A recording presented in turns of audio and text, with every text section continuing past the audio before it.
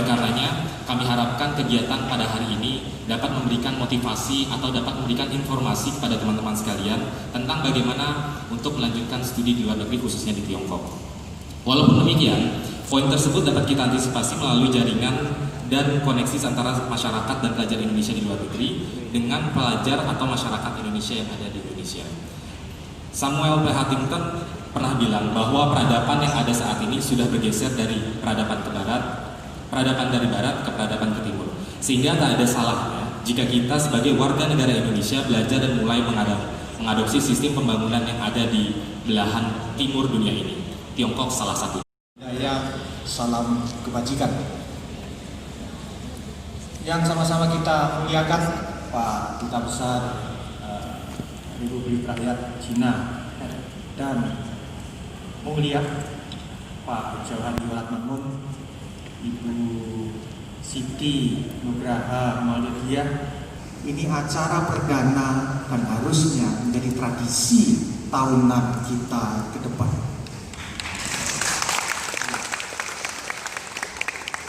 Dia menyampaikan paling sedikit ada 3 alasan kenapa acara Edu Expo Indonesia Connect yang kita awali hari ini menjadi sangat penting membangun hubungan Indonesia dan Tiongkok ke depan melalui adik-adik yang akan belajar di sana. Alasan pertama kenapa acara ini penting adalah kita ingin mendorong Pak Dubes, Ibu, Pak Yaya, Mas, sebanyak mungkin lulusan SMA, SMK kita melanjutkan ke perguruan tinggi. Jangan berhenti di SMA dan SMK. Kenapa? Karena Indonesia saat sekarang ini hanya menempatkan 11% tenaga kerjanya yang berasal dari lulusan perguruan tinggi. 25% tenaga kerja kita lulusan SMA, SMK, dan 63% hanya lulusan SD dan SMP. Tetangga sebelah kita, Malaysia, itu 22% tenaga kerjanya lulusan perguruan tinggi. Karena itu, forum ini jadi forum yang sangat bagus bagi adik-adik sekalian untuk tidak berhenti di SMA dan SMK. Meningkat. Yang kedua, kenapa acara hari ini itu penting? Itu adalah kenapa pentingnya Tiongkok. Kok enggak Australia, enggak Amerika, enggak Eropa? Kenapa studi di Tiongkok itu hebat? Ada 20 alasan kenapa studi di Tiongkok itu bagus. Ada 20 alasan. Siap-siap mendengarkan ya. Alasan yang pertama tadi disampaikan oleh Ketua PPI. Dunia sekarang bergeser dalam konteks pemahaman, pengetahuan, dan teknologi. 20 tahun yang lalu dan ke belakang, sangat sedikit perguruan tinggi di Asia yang masuk top 100 besar dunia. Tetapi sekarang, hari ini, nanti dibuka di medsos, Indonesia menjadi bagian dari jalur rempah dan jalur sutra itu. Dari sisi pendidikan, mungkin kita ingat Indonesia menjadi Mekkah orang belajar agama Buddha tahun 600-an. Pada saat Sriwijaya menjadi perguruan tinggi Buddha terhebat di dunia, scholar Cina termasuk siapa namanya? Kissing itu belajar Buddha di Sriwijaya lalu dibawa ke Cina. Intinya adalah hubungan kedua negara itu bukan hubungan kemarin sore. Ya, secara diplomatik kita baru tahun 1950 formal, tetapi sudah dimulai sejak sebelum masa itu. Dan kognitif akan digantikan oleh otomasi dan robot. Di belakang kita kemarin ada retail besar milik Inggris, saya sebut namanya Debenham, Rontok. Minggu yang lalu kita dengar berita di seberang ini ada retail namanya Sentro, itu rontok. Semua ibu-ibu, adik-adik, anak-anak belajar belanja dengan online. Lalu pertanyaannya adalah, pekerjaan apa masa depan yang bisa kita masuki tanpa bersaing atau digantikan oleh robot? Atau dengan kata lain, bagaimana kita belajar untuk pekerjaan masa depan yang pekerjaannya itu belum muncul sekarang?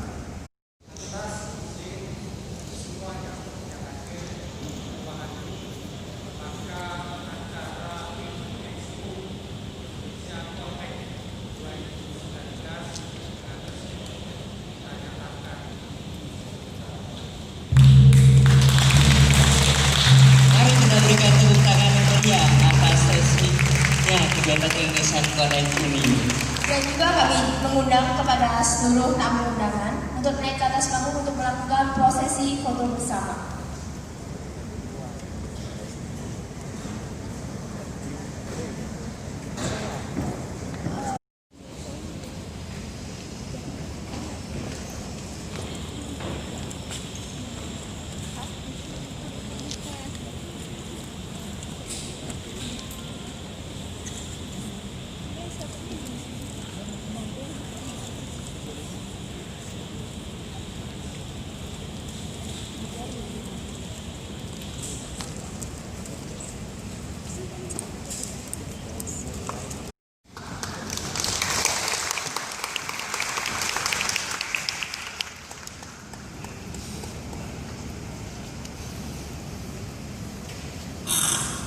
Fotonya lebih keren dari orangnya. Itu pilihan ketua PPIT itu. Katanya fotonya harus yang paling cakep, Pak. Assalamualaikum warahmatullahi wabarakatuh. Selamat pagi dan salam sejahtera buat kita semua. Yang terhormat Pak staf ahli, tapi saya melihat beliau lebih sebagai sahabat karena sudah kenal cukup lama ya Pak ya. Staf ahli bidang inovasi dan daya saing Kementerian Pendidikan RI Bapak Dr. Ananto Kusuma Seta, resminya seperti itu Pak Ananto. Terima kasih sudah buka dan hadir di sini. Dan Tiongkok itu disebut hubungan strategik comprehensive partnership. Itu bahasa diplomasinya. Jadi biasanya kita punya teman, kita punya sahabat. Dulu kita dengan Tiongkok itu strategic partnership, kita berteman dekat. Tetapi sekarang istilahnya sejak 5 tahun lalu, sekarang tahun kelima, namanya adalah comprehensive strategic partnership. Seberapa dekat kita saat ini mungkin akan saya refleksikan dalam beberapa tayangan yang sudah disiapkan. Di bidang politik, kalau hubungan komprehensif itu berarti ada 3 pilar ya. Pertama, hubungan politik dan keamanan. Yang kedua, hubungan ekonomi. Yang ketiga, hubungan sosial budaya. Nah, khususnya buat adik-adik, kurang lebih ini peta Tiongkok. Ini Tiongkok seperti ini, cukup besar. Sebelum duta besar di Tiongkok, saya duta besar di Rusia. Jadi di atas itu Rusia 3 kali luasnya daripada Tiongkok, tetapi Tiongkok 10 kali jumlah penduduknya dibanding Rusia. Jadi penduduk di sana 1,4 nyaris 1,5 miliar, penduduk Rusia 146 juta orang. Ini kurang lebih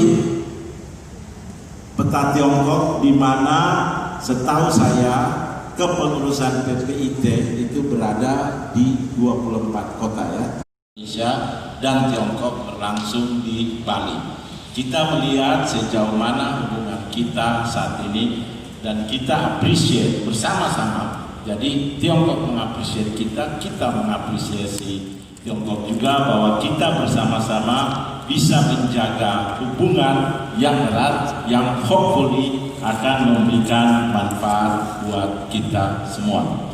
Yang kedua, slide kedua, Ini kurang lebih Indonesia in a regional and global perspective. Kita perlu tahu juga supaya adik-adik tahu bahwa kita itu negara yang besar. Kalau dilihat dari situ jumlah penduduk kita sudah 250-an juta orang. Kita anggota G20, kita sudah ekonomi terbesar ke-15 di dunia. GDP kita sudah melampaui 1 triliun. Unicorn kita ada 4, pengguna internet sudah di atas 100 juta, dan lain-lain. Kita yang menggagas ASEAN, APEC, ASEAN Regional Forum, kita termasuk yang mendirikan non-blok. Sekarang kita anggota tidak tetap Dewan Keamanan PBB, dan lain-lain, dan lain-lain. Jadi Indonesia itu adalah negara besar. Sebagai negara besar, maka sudah layak kita membuat aliansi strategik juga dengan negara lainnya. Next. Ada beberapa dalam konteks hubungan bilateral, ada beberapa potensi konflik. Tetapi potensi konflik itu bisa dimanage dengan baik. Hingga saat ini tentunya kita tahu ada Laut Cina Selatan. Ini ada salah satu ahlinya di sini. Lalu kemudian hubungan kita juga ASEAN dengan RRT sudah berusaha untuk mencapai atau mencari solusi untuk behave. Jadi namanya Code of Conduct, bagaimana kita behave di Laut Cina Selatan. Ini kurang lebih kondisi ekonomi Tiongkok supaya kita tahu seberapa besar juga Tiongkok saat ini. FDI dia itu 135 miliar, cadangan devisanya malah sekarang sudah 3,3 triliun US dollar. Cadangan devisa kita sekitar 168 miliar US dollar. Jadi paling besar dibandingkan negara-negara lainnya. Kalau versi Tiongkok itu 73 atau 74 miliar dolar. Kenapa ada dua versi? Karena mereka memakai pencatatan based on rules of origin. Dari mana asal barang tersebut yang masuk ke pasar Tiongkok. Nah, ada selisih kurang lebih 6 miliar. 6 miliar itu masuk melalui negara ketiga. Dalam konteks ini masuk melalui tetangga-tetangga kita. Jadi ke tetangga kita baru kemudian masuk ke Tiongkok. Tapi asal barangnya adalah dari Indonesia. Dan most likely akan terus berkembang. Semakin berkembang atau semakin meningkatnya jumlah wisatawan Tiongkok yang berkunjung ke sini, maka infrastruktur para wisata pun harus disiapkan. Itu akan butuh banyak lulusan dari Tiongkok. Nggak percaya, banyak lulusan Tiongkok sekarang bekerja di perhotelan di Bali dan setiap saat tayang Instagramnya bahwa dia quite happy dengan gaji yang layak. Ada yang bekerja sebagai manajer di hotel, ada yang di tour travel agent, ada yang di tour dan lain-lain. Saya baru kembali dari Bali, bertemu dengan semua stakeholders tourism di Bali, dan salah satu kebutuhan yang mendesak saat ini karena banjirnya turis Tiongkok ke Bali selama musim liburan Imlek ini, itu adalah kebutuhan turis guide yang paham bahasa Cina. Moro serta saudara Reinhard Reidolf Sirait sebagai moderator. Kepada yang bersangkutan waktu dan tempat kami persilahkan.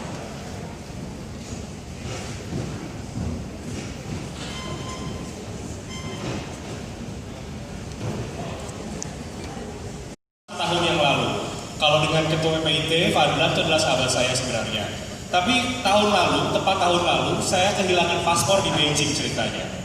Itu kan worst banget ya, kehilangan paspor di Tiongkok. Kemudian lewat Fadla dan juga teman-teman PPIT Tiongkok, saya dibantu, disediakan tempat untuk tinggal, dibantu untuk mengurus administrasi ke KBRI yang sangat membantu. Kemudian dari Harbin sampai ke Beijing, dibantu lagi, ditemanin jalan-jalan dan lain sebagainya. Kita sapa Ibu Nining. Berikan tepuk tangan sekali lagi untuk Bu Nining. Jadi Bu Nining ini, kalau saya dikasih CV-nya ya, ini panjang banget nih. Kalau dibacakan kayaknya wow gitu. Singkatnya aja ya, saya bacakan beberapa. Dari tahun 2008 misalnya, Bu Nining adalah Counselor for Multilateral Relations, Indonesian Embassy in Rome, atau Alternate Permanent Representative to VAO, dan lain sebagainya. Dan yang terakhir adalah juga tahun 2008, Counselor for Bilateral Relations and Economic Affairs di Embassy of the Republic of Indonesia in Rome. Saya bacakan yang terakhir saja. Saat ini Bu Nining menjabat sebagai Konsul Jenderal Bu Nining ya, of the Republic of Indonesia in Shanghai, People's Republic of China dari tahun 2016 sampai dengan Januari 2019, betul Bu Nining? Dan sesegera mungkin, kira-kira begitu ya, sesegera mungkin akan menjadi Duta Besar Republik Indonesia di Warsaw, Polandia. Tepuk tangan sekali lagi untuk Ibu. Kita doakan semoga sesegera mungkin menjadi Duta Besar Indonesia di Polandia. Dan untuk pembicara berikutnya di tengah adalah Bapak Kusnanto Anggoro. Pak Kusnanto adalah peneliti dan juga pengamat politik ataupun di Center for Strategic and International Studies atau CSIS. CSIS ini memang luar biasa sekali, banyak sekali kajiannya mengenai hubungan luar negeri Indonesia. Tepuk tangan sekali lagi untuk Pak Kusnanto Anggoro yang juga merupakan dosen pasca sarjana jurusan Hubungan Internasional UI, pembimbing program studi strategi dan keamanan Sesko TNI AL, dan dosen tamu di Sesko TNI, juga anggota Komisi National Council for Security Cooperation in Asia Pacific. Bapak Kusnanto Anggoro, selamat siang Pak Kusnanto, apa kabar? Baik ya Pak ya. Dan yang di ujung ada Mas Alam Nasrah Ikhlas SS MEDL, betul Pak Mas Alam? Mas Alam adalah pendidikan terakhirnya Master of Educational Leadership, sarjana sastra Inggris. Ini Master of Educational Leadership dari University of Waikato, New Zealand. Betul ya Mas ya? Oke. Dan riwayat pekerjaan sampai dengan saat ini Kepala Seksi RPL di Kementerian Ristek dan juga Dikti. Selamat siang Mas Alam, apa kabar? Oke. Mungkin bisa masing-masing nanti memegang mikrofon. Saya berikan ke Ibu terlebih dahulu. Jadi teman-teman seperti yang sudah bertemu sebanyak 7 kali, yang terakhir tadi disebutkan oleh Pak Dubes November di kerangka APEC. Jadi memang secara umum hubungannya sangat baik dari kacamata konsulat jenderal, karena mungkin teman-teman di sini tidak tahu di sini ada duta besar, ada konsul jenderal ya. Sebetulnya saya anak buahnya Pak Dubes. Jadi kalau duta besar itu kedudukannya di Beijing sebagai perwakilan diplomatik Indonesia di Tiongkok. Kemudian di bawah duta besar ada beberapa konsulat jenderal, salah satunya konsulat jenderal di Shanghai, ada lagi di Guangzhou dan Hong Kong. Nah, konsulat jenderal ini lebih fokus pada bidang promosi ekonomi dan perlindungan dan pembinaan warga. Jadi kekonsuleran. Jadi kalau bagian politik yang lebih susah-susahnya itu oleh Bapak Duta Besar di Beijing. Jadi kita di Konsulat Jenderal hanya enak-enak ini saja. Jadi mungkin kalau boleh terus terang ya, saya di Shanghai itu sebetulnya nggak enak Mas. Tapi enak sekali. Karena China sekarang Tiongkok ini saya belum tahu berapa jauh pengetahuan adik-adik. Saya lebih banyak di sini adik-adik daripada bapak ibu ya.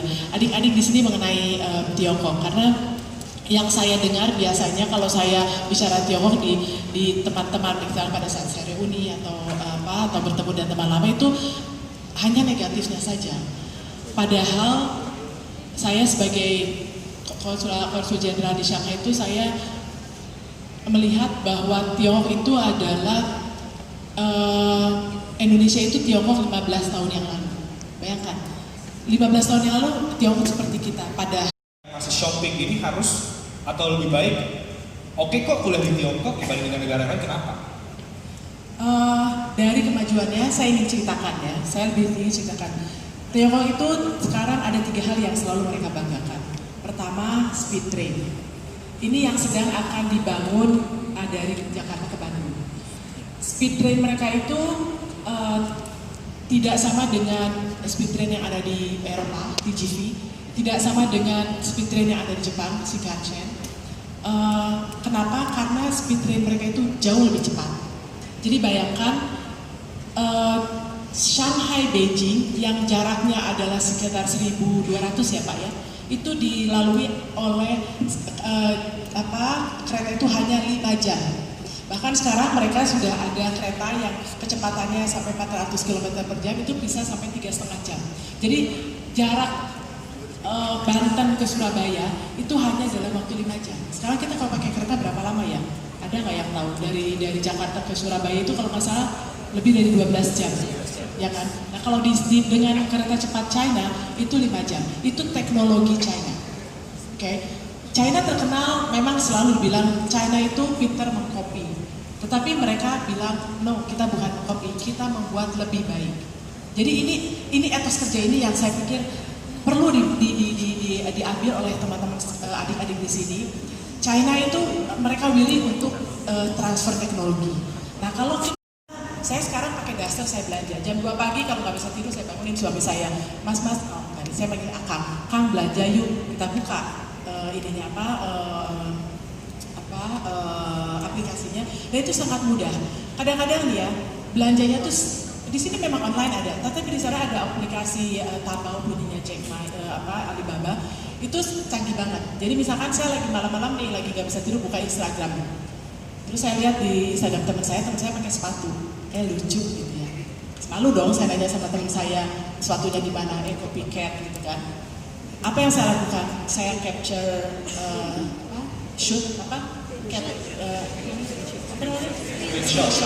screenshot, saya perbesar, lalu saya masukkan ke aplikasi Taobao. Mereka nyari sendiri dan pasti ada.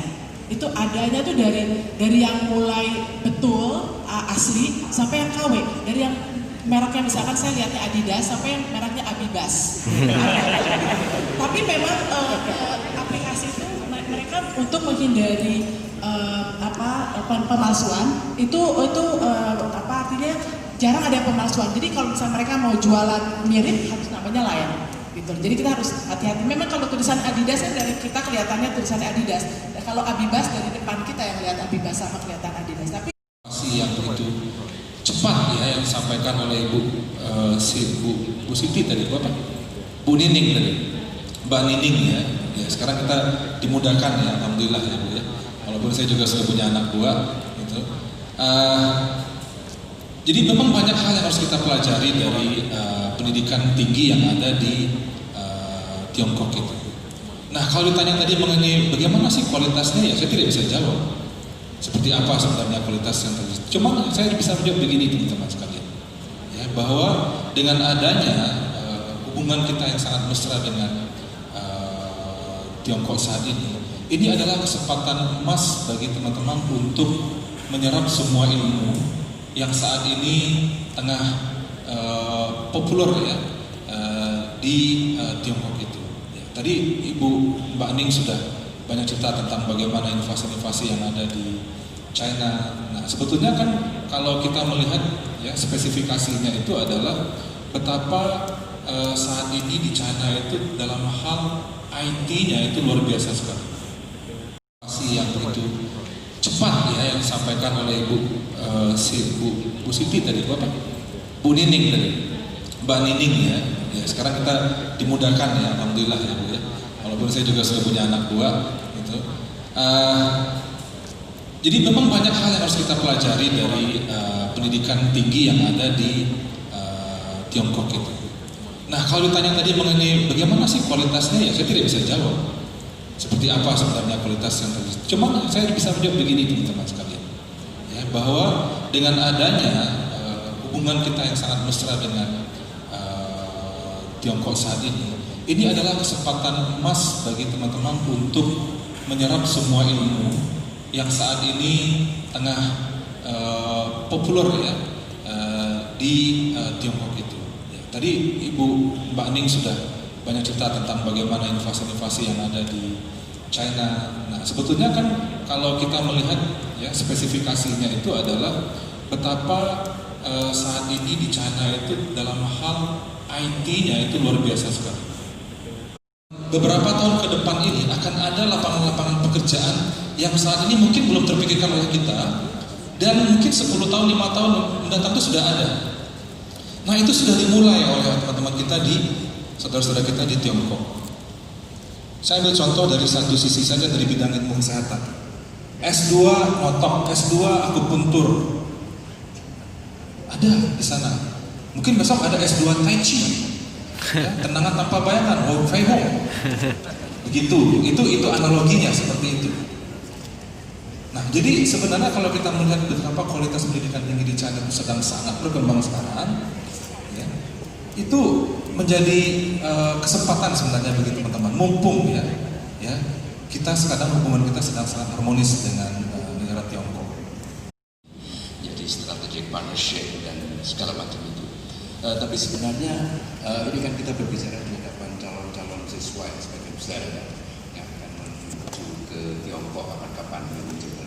Saya lebih suka berbicara tentang masa depan. Kalau sekarang pasti bagus, dan gitu ya kira-kira ya. Dari beberapa bulan, saya membayangkan begini, ketika Deng Xiaoping tahun 78 itu memprakarsai tentang apa yang disebut sebagai four modernizations, 4 modernisasi. Yang ada di dalam bayangan Deng Xiaoping itu adalah bahwa China akan menjadi negara berkekuatan global 70 tahun setelah itu. Itu artinya adalah pada kurang lebih tahun 2048. Kira-kira di masih agak lama, nanti masih 28 tahun lagi China itu menjadi negara besar. Jadi dalam beberapa tahun 28 lagi pasti akan sangat berkembang dengan pesat sebelum mencapai suatu kekuatan yang kira-kira setara dengan kekuatan Amerika Serikat sekarang. Sebab kalau diukur indeksnya Amerika Serikat itu 91 sekarang, Tiongkok itu baru mencapai 44 atau 49, India yang 44. Jadi memang Tiongkok masih harus ngejek. Tapi saya kira pada tahun 2048, 2050 itu akan menjadi negara yang kurang lebih setara dengan Amerika Serikat. Menurut saya bahkan bisa dicapai lebih awal, tahun 2036 sampai tahun 2039 itu kemungkinan besar Tiongkok sudah menjadi negara yang kira-kira setara dengan Amerika Serikat. RI sendiri itu kita yang menangani banyak sekarang hubungan Indonesia dan Tiongkok, dan khususnya investasi Tiongkok di Indonesia. Jadi kita di sana juga ada komite yang khusus menangani kerjasama antara Tiongkok dan Indonesia, khususnya di bawah kerjasama kerangka Belt and Road Initiative. Untuk sejarahnya ini saya juga nggak jelasin banyak lebar ya. Selanjutnya, nah yang ini. Jadi utamanya memang ada beberapa ekonomi koridor yang kita ajukan. Kenapa saya menjelaskan ekonomi koridor ini? Mungkin karena nanti terkait dengan beberapa investasi yang ada di Tiongkok yang ada di Indonesia, yang kalau itu terkait dengan jurusan kalian atau tempat kalian bekerja, mati PPT-nya terus berkembang. Jadi satu di antaranya misalnya di Bali, kemudian kita kembangkan juga untuk high tech dan innovation. Jadi di beberapa tempat ini nanti akan ada beberapa proyek yang kebanyakan yang proyek infrastruktur, pembangunan tol, pembangunan pelabuhan, kemudian kawasan industri khusus untuk di Kalimantan Utara itu nanti ada hydropower. Setelah makan siang, bawaannya ngantuk, terus juga kalau bicara yang berat-berat kayaknya agak sulit juga kita nangkepnya. Jadi saya pengen sedikit sharing aja ke teman-teman dan mungkin kita juga saling cerita kali ya. Tapi sebelumnya saya pengen tahu dulu nih, siapa sih di sini yang datang masih SMA, lagi cari kuliah, ada nggak? Oke, kalau yang lagi ambil S1 atau yang ambil HI, hubungan internasional ada nggak? Ada juga ya, banyak ya. Ada yang mau masuk Kemlu jadi diplomat? Ada. Yang cari jodoh mungkin mas? Yang cari jodoh. Iya, saya sharing aja dan kebetulan saya masih PhD candidate sekarang di Tokyo, tapi saya kembali juga aktif di Kemlu, di Direktorat Asia Timur dan Pasifik, dan sebenarnya saya juga nggak mau redundant ngulangin apa yang sudah disampaikan oleh dari Pak Dubes Joe, oleh dari Mbak Jona dan kawan-kawan bicara yang lain, tapi lebih pengen menekankan sebenarnya ke arah tema dari acara PPI Tiongkok ini sendiri di Indonesia dunia. Jadi kalau saya tahun lalu koordinator PPI dunia, seluruh dunia kita ada 56 PPI di luar negeri, di masing-masing negara. Dan total pelajar Indonesia di luar negeri itu sekarang ada kurang lebih ya 86.000 pelajar Indonesia yang sekarang sedang studi di luar negeri. Dari 86.000 tersebut, 21.000 itu di Australia, sekolah di Australia. Di China itu sekarang 14.000. Dan jumlahnya terus meningkat. Padahal PPI Tiongkok ini sendiri baru berapa tahun ya sebenarnya?